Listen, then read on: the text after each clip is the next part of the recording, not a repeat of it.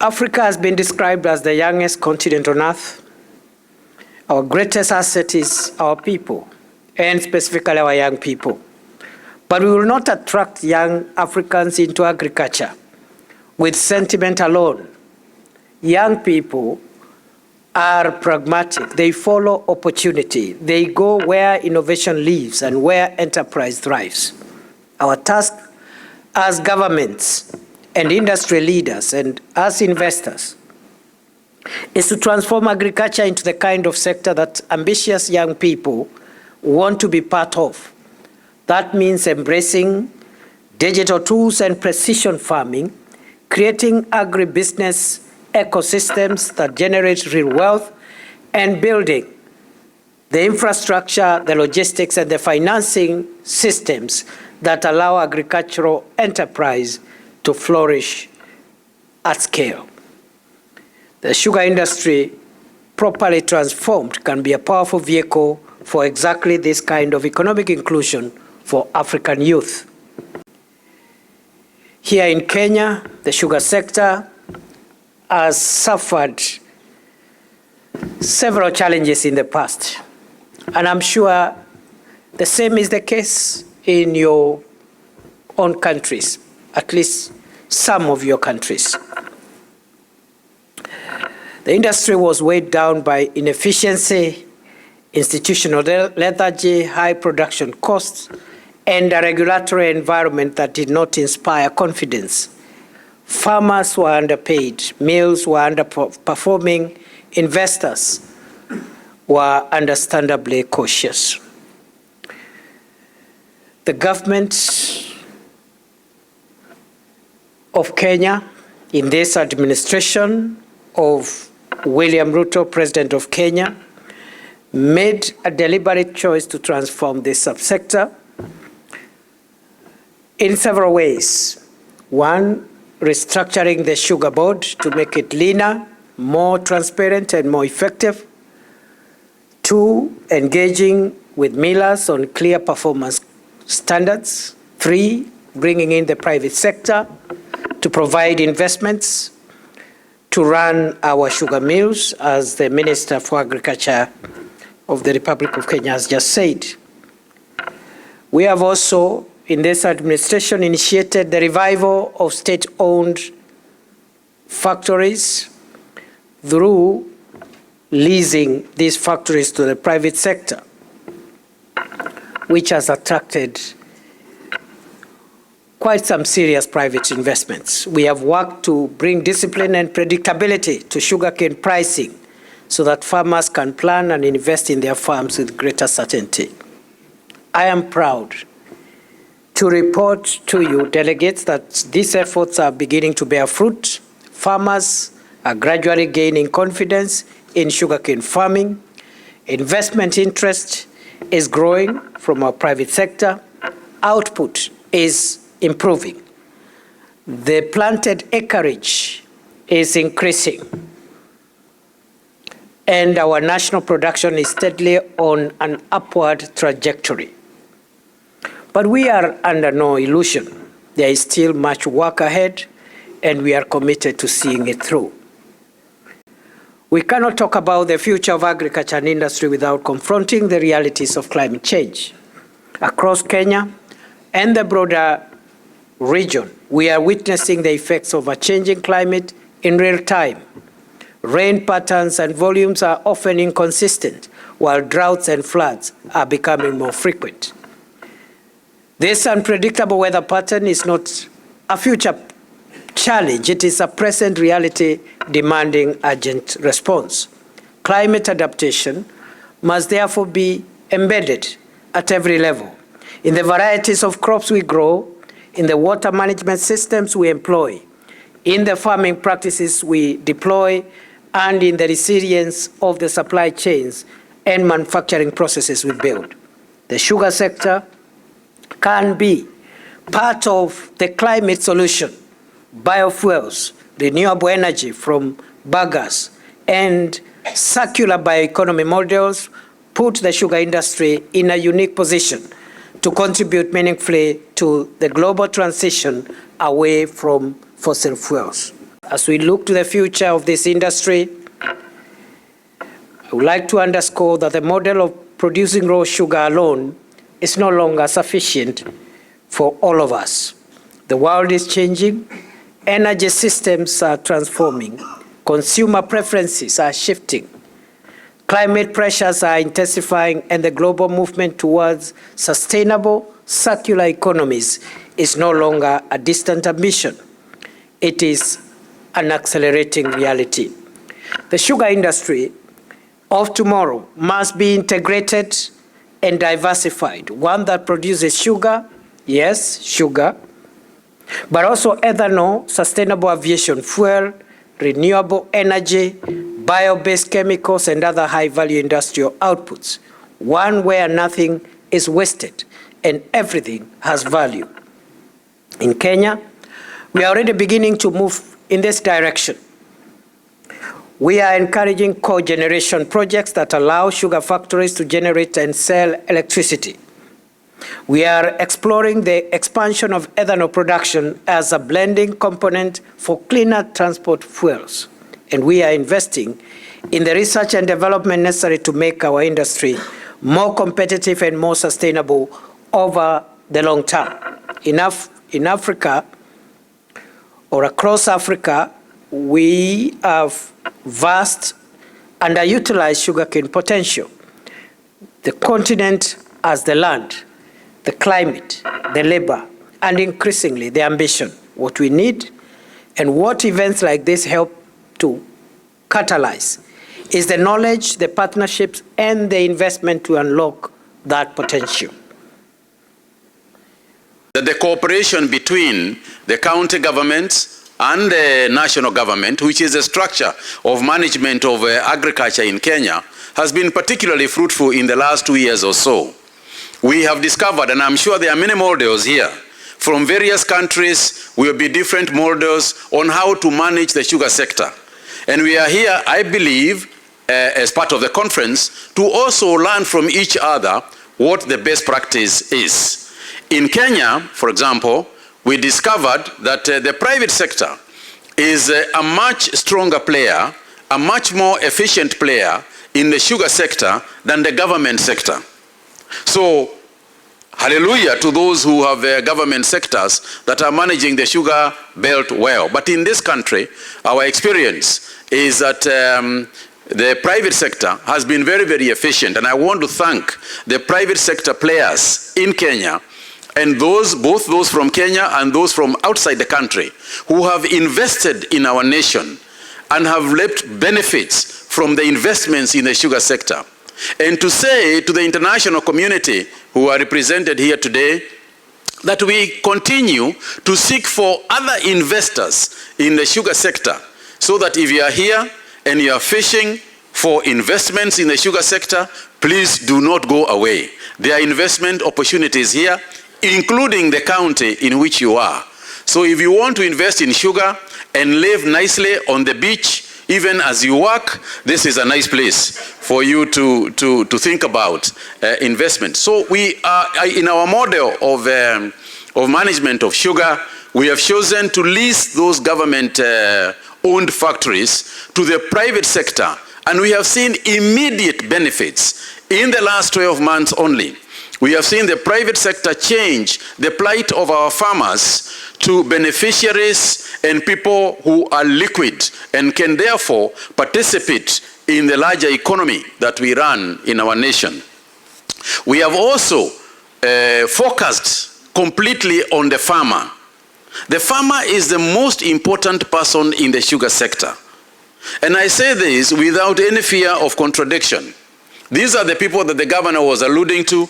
These are the people who wake up in the morning. From the farmer, we have got the sugarcane cutters, people who are very efficient workers who cut sugarcane, and sometimes there are snakes in those places as well. I know that it is the same in your countries as well. But they are sugarcane cutters, whether mechanized or not mechanized. We know that there are workers who are in those sugar sectors. But there is a tendency for us globally, as a global community, to focus so much on the sweetness of sugar, on the trade of sugar, on how sugar, the commodity of sugar, that we forget that without those people, if we do not, as a global community, if we do not address the plight of the farmer, the plight of the sugarcane cutters and other sugarcane workers, if we do not focus and think about those people, then our industry can be threatened, not from outside, but from within. I think the second factor that I want to highlight, Your Excellency, has to do with the byproducts of sugar. And to say that in our nation, and this is something we want to learn from the best in the industry, in our nation, the sugar sector is focused purely on table sugar, so to speak.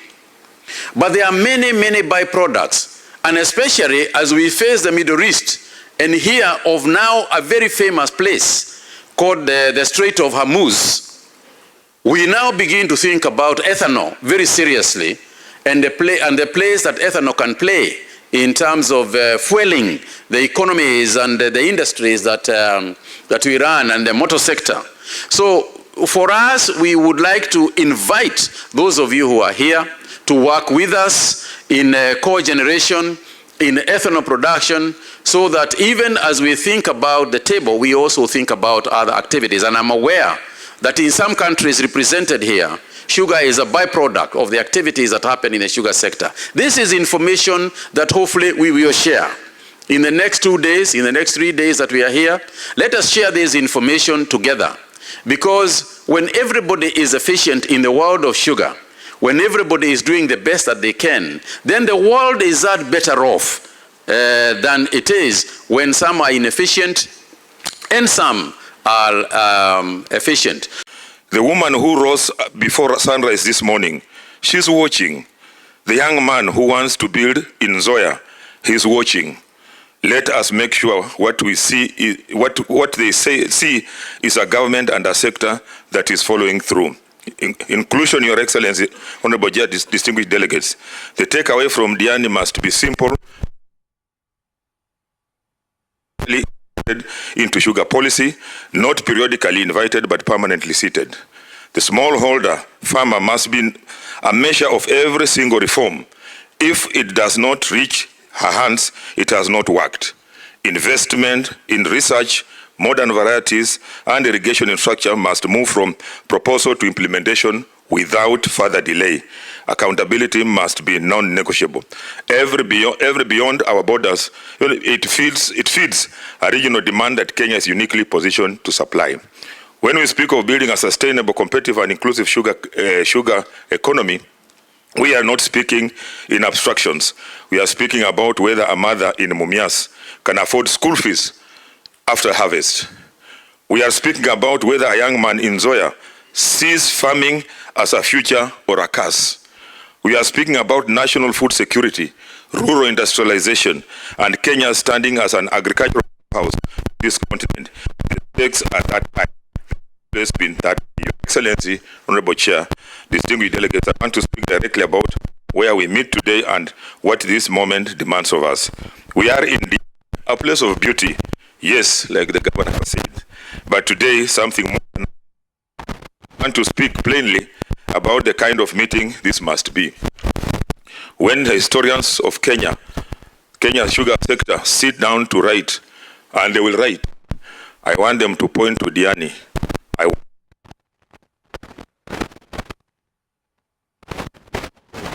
From the cane belts of capitals, from international institutions, from the corridors of government. They looked at each other honestly.